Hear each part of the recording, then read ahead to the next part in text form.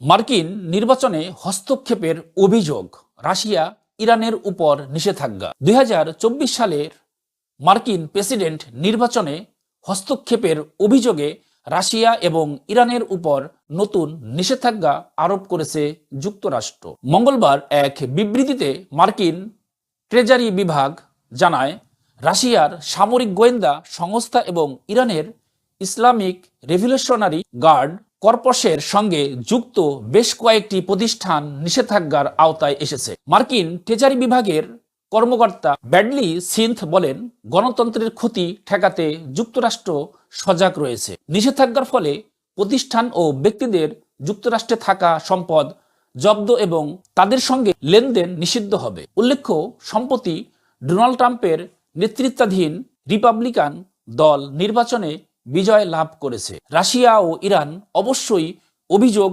অস্বীকার করেছে।